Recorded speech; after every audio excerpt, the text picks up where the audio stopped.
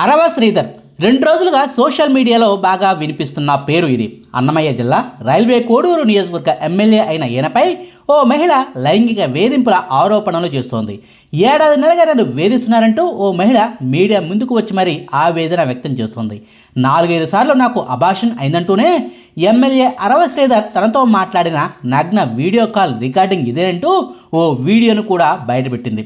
ఆ వీడియో నిజమో కాదా అన్నది తేలాల్సి ఉందిలే, కానీ ఆ వీడియోలో ఉన్న వ్యక్తి చేష్టలు మాత్రం నీచాతి నీచంగా ఉన్నాయంటల్లో ఏ మాత్రం సందేహం లేదు. జగన్ సర్కార్లో గోరంట్ల మాధవ్ వీడియో కాల్ ఎంత రచన క్రియేట్ చేసిందో అందరికీ తెలిసిందే. ఆ ఒక్క వీడియో కాల్ వల్లే ఆయన రాజకీయ జీవితం కూడా సమాధి అయిపోయింది.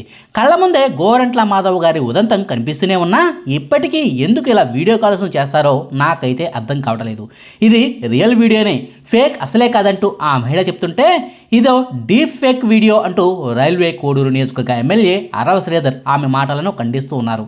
అయితే ఈ మొత్తం వ్యవహారంలో 3 ప్రశ్నలకైతే ఎవరి నుంచి సరైన సమాధానాలు మాత్రం రావడం లేదు. క్వశ్చన్ నెంబర్ 1 ఎమ్మెల్యేకు అలాగే ఆయన గారి తల్లిదండ్రులకు. నా కొడుకును ఈమె వేధిస్తోంది, నరకం చూపిస్తోంది, ఎప్పుడు పడితే అప్పుడు మా ఇంటికి వచ్చి మా వాడిని బయటకు తీసుకెళ్ళమంటుంది, మమ్మల్ని వేధిస్తోంది, నా కొడుకు అమాయకుడు, వాడికి ఏ పాపమో తెలియదు అంటూ అరవ శ్రీధర్ గారి తల్లిదండ్రులు మీడియా ముందుకు వచ్చి మరి కొన్ని కీలక వ్యాఖ్యలు చేశారు కదా. దాదాపుగా 7.5 నుంచి ఆమె అరాచకత్వం తమ కుటుంబంపై కొనసాగుతోందని ఆయన తల్లిగారే చెప్తున్నారు కదా. నిజానికి అరవ శ్రీధర్ గారేమీ సామాన్యమైన వ్యక్తి కాదు. ఏ వార్డు మెంబరో, సర్పంచో, ఎంపీటీసీనో, జెడ్పీటీసీనో కూడా కాదు. నియోజకవర్గ ఎమ్మెల్యే, అందులోనూ ప్రభుత్వంలో భాగస్వామిగా ఉన్న జనసేన పార్టీ ఎమ్మెల్యే, ప్రభుత్వ విప్ కూడా. ఇంత పవర్ఫుల్ వ్యక్తి అయిన అరవ శ్రీధర్ గారిని ఓ మహిళ ఇంటికి వచ్చి మరీ వేధించాల్సిన అవసరం ఏముంటుంది? సరే, వేధిస్తోందన్నది నిజమే అనుకుందాం. ఈమె గారి వేధింపులపై ముందే ఎందుకు పోలీసులకు ఫిర్యాదు చేయలేదు? ఎమ్మెల్యే అయిన రోజు నుంచే, అంటే ఎమ్మెల్యేగా గెలిచిన నాటి నుంచే ఈయనతో ఈమె ఫోన్లో మాట్లాడుతుందట. అంటే 7.5 వీళ్ళిద్దరికీ ఒకరినొకరు తెలుసన్నది నిజం. ఈమె 7.5 వేధిస్తూ వస్తుంటే పోలీసులకు ఎందుకు ఫిర్యాదు చేయలేదన్నదే సాధారణ జనాల నుంచి వస్తున్న మొట్టమొదటి ప్రశ్న. మనబోటి అయితే మహా అయితే 2 నెలల్లోనూ ఏదో ఒక పరిష్కారాన్ని దక్కించుకొని మనశ్శాంతిగా ఉంటాం. కానీ ఇక్కడ 7.5 ఈ ఎమ్మెల్యే గారి నుంచి కానీ ఆయన తల్లిదండ్రుల నుంచి కానీ ఈమె గురించి, ఈమె వేధింపుల గురించి పోలీసులకు ఫిర్యాదు చేయనేలేదు. 2026 సంవత్సరం జనవరి నెల 7వ తారీఖున మాత్రమే ఈమె మమ్మల్ని వేధిస్తోందంటూ ఎమ్మెల్యే తల్లిదండ్రులు కేసు పెట్టడం జరిగింది. వీళ్ళిద్దరికీ ఏదో ఒక విషయంలో తేడా వచ్చి రేపో మాపో నీ గురించి బయట పెడతానంటూ ఎమ్మెల్యేను ఈమె బెదిరిస్తున్న తరుణంలోనే ముందు జాగ్రత్తలో భాగంగా ఈ కేసును నమోదు చేసి ఉంటారని జనాలు భావిస్తున్నారు. సో ఇన్నాళ్ళు ఈమెపై కేసును పెట్టకుండా తీరా ఇప్పుడు ఈమె అడ్డం తిరిగిన సమయంలోనే ఎందుకు కేసును పెట్టాల్సి వచ్చిందనడానికి ఈ ఎమ్మెల్యే గారి నుంచి వివరణ రావాల్సి ఉంటుంది. ఇక రెండో ప్రశ్న, ఆరోపణలు చేస్తున్న మహిళకు. ఓ ఎమ్మెల్యే తనపై అత్యాచారం చేస్తే పదే అత్యాచారం చేస్తూ వస్తుంటే 7.5 ఈ ప్రభుత్వ ఉద్యోగి ఎందుకు బయటకు చెప్పలేదన్నది కూడా ప్రశ్నార్థకంగా మారింది. కొడుకును చంపేస్తామని బెదిరిస్తున్నారు కాబట్టే నేను ఈ విషయాన్ని బయటకు చెప్పలేదంటూ ఇప్పుడు చెప్తున్న మాటలు కూడా పెద్దగా నమ్మశక్యంగా లేదు. ఇప్పుడు ఎలా బయటకు వచ్చి మీడియాకు ఆధారాలను ఇచ్చిందో, మొదటిసారి తన మీద అత్యాచారం చేసినప్పుడే బయటకు వచ్చి ఎందుకు చెప్పలేదన్నదానికి కూడా ఆ మహిళ సమాధానం చెప్పుకోవాల్సి ఉంటుంది. అందులోనూ ఈమెకు సంబంధించి బయటకు వచ్చిన ఇంకొన్ని వీడియోలో ఈమె మాట్లాడిన భాషను చూస్తే ఈమె పట్ల సాఫ్ట్ కార్నర్తో మాట్లాడిన వాళ్ళు కూడా ఈమె పట్ల అనుమానాలను వ్యక్తం చేస్తున్నారు. ఇక మూడో ప్రశ్న, ఈ వ్యవహారం గురించి జనసేన అధినేత పవన్ కళ్యాణ్ గారికి ముందే తెలుసా అన్నదాని గురించి. సరిగ్గా 3 రోజుల క్రితం అనుకుంటా జనసేన పార్టీ నుంచి ఓ అధికారిక ప్రకటన వచ్చింది. పార్టీ నేతల వ్యక్తిగత గొడవలు, కుటుంబ సమస్యలను కూడా, వాళ్ళ వివాహేతర సంబంధాలను కూడా పార్టీకి అంటగట్టే ప్రమాదం లేకపోలేదు.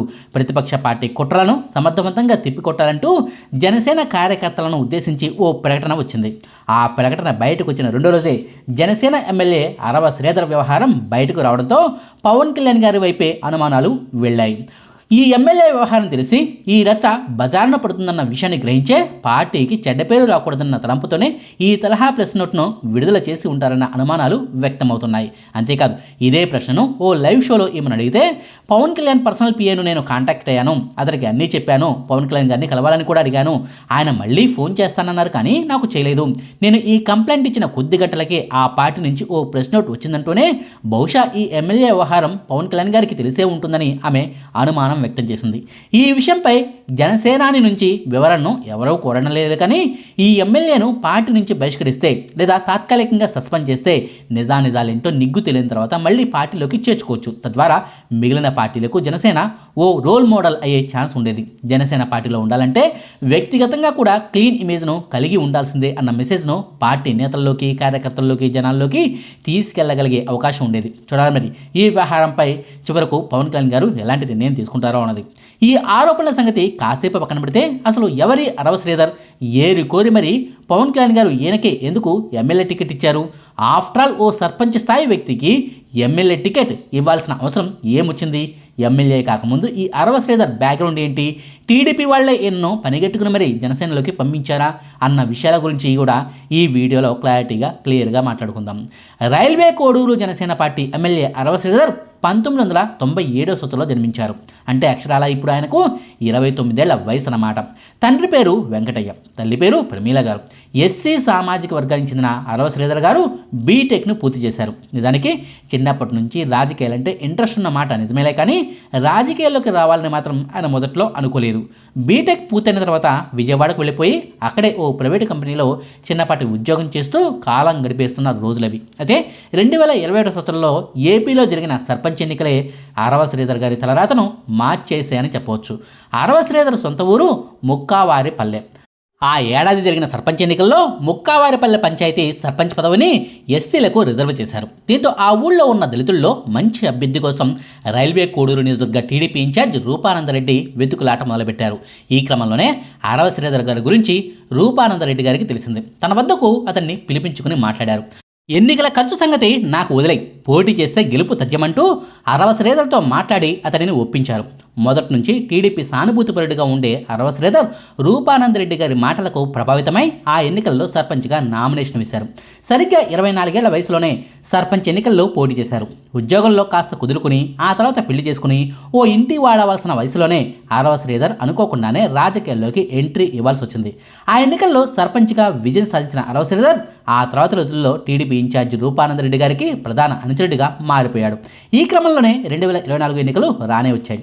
ఆ ఎన్నికల్లో రైల్వే కోడూరు ఎమ్మెల్యే సీటు పొత్తుల్లో భాగంగా జనసేనకు దక్కింది. నిజానికి యనమల భాస్కర్ రావు అనే వ్యక్తిని జనసేన అభ్యర్థిగా పవన్ కళ్యాణ్ గారు ముందే ప్రకటించారు.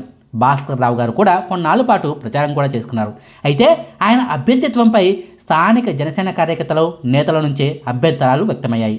టీడీపీ ఇన్ఛార్జి రూపానందరెడ్డి కూడా భాస్కర్ రావు అభ్యర్థిత్వం పట్ల వ్యతిరేకతను వ్యక్తం చేశారు. ఆయన ఓ వైసీపీ కోవట్ పెద్దిరెడ్డి రామచంద్రారెడ్డికి ప్రధాన అనుచరుడు.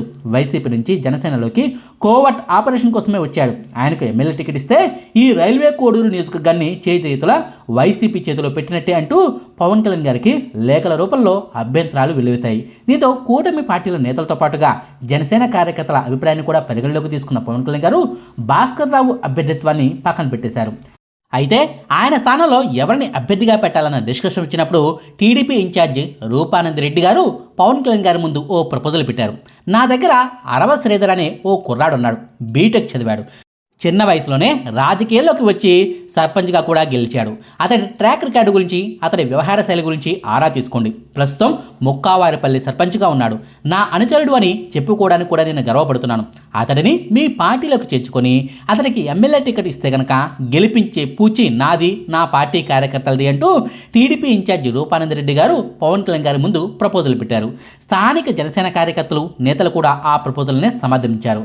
ఎన్నికలకు సమయం లేదు కాబట్టి ఇప్పటికిప్పుడు మంచి అభ్యర్థి కోసం వెతుకులాట మొదలుపెడితే కొత్త అభ్యర్థి అయితే జనాల్లోకి వెళ్ళడం అంత ఈజీ కాదని, అదే అరవ శ్రీధర్ అయితే స్థానిక టీడీపీ కేడర్ కూడా సొంత పార్టీ అభ్యర్థి కోసం కష్టపడినట్టుగా గెలుపు కోసం కృషి చేస్తారంటూ పవన్ కళ్యాణ్ గారికి చెప్పి ఒప్పించారు. దీంతో పవన్ కళ్యాణ్ గారు కూడా సరేనన్నారు.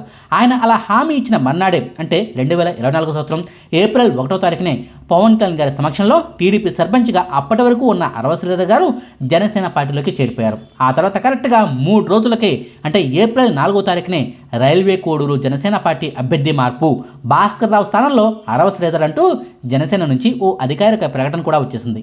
ఆ తర్వాత జరిగింది ఏంటన్నది అందరికీ తెలిసిన విషయాలే.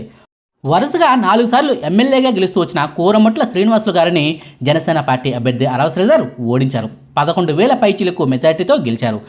పాతికేళ్లుగా టీడీపీ గెలవని చోట అరవ శ్రీధర్ అఖండ విజయం సాధించారు. ఆ విజయానికి మెచ్చిన పవన్ కళ్యాణ్ గారు ప్రభుత్వ విప్ పదవిని కూడా అరవ శ్రీధర్ గారికి కట్టబెట్టారు. తద్వారా పార్టీలోనూ ప్రభుత్వంలోనూ మంచి ప్రియారిటీని ఇస్తూ వచ్చారు. కానీ అరవ శ్రీధర్ గారు మాత్రం పవన్ కళ్యాణ్ గారు ఇచ్చిన ప్రియారిటీకి తగ్గట్టుగా తన ఇమేజ్ను నిలబెట్టుకోలేకపోయారన్నది వాస్తవం. ఎమ్మెల్యేగా గెలిచిన తర్వాత ఇంకా దూకుడుగా మంచి పనులు చేయాల్సింది పోయి అనవసర రచ్చలోకి ఇరుక్కుపోయారు.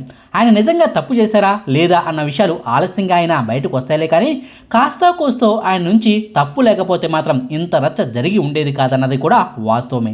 చూడాలి మరి ఈ కాంట్రవర్సీ నుంచి ఆయన బయటపడతారా, లేక ఈ గొడవల వల్ల రాజకీయంగా ఆ ప్రతిష్టను మూటగట్టుకుని ఇంతటితో పొలిటికల్ కెరీర్కు ఫుల్ స్టాప్ పెట్టుకుంటారా అన్నది. ఇదండి Janasena party MLA Arava Sridhar controversy గురించిన వివరాలు, ఆయన బ్యాక్గ్రౌండ్ ఏంటి, ఆయనకు ఎలా ఎమ్మెల్యే టికెట్ దక్కిందన్న అంశాలకు సంబంధించిన సమాచారం.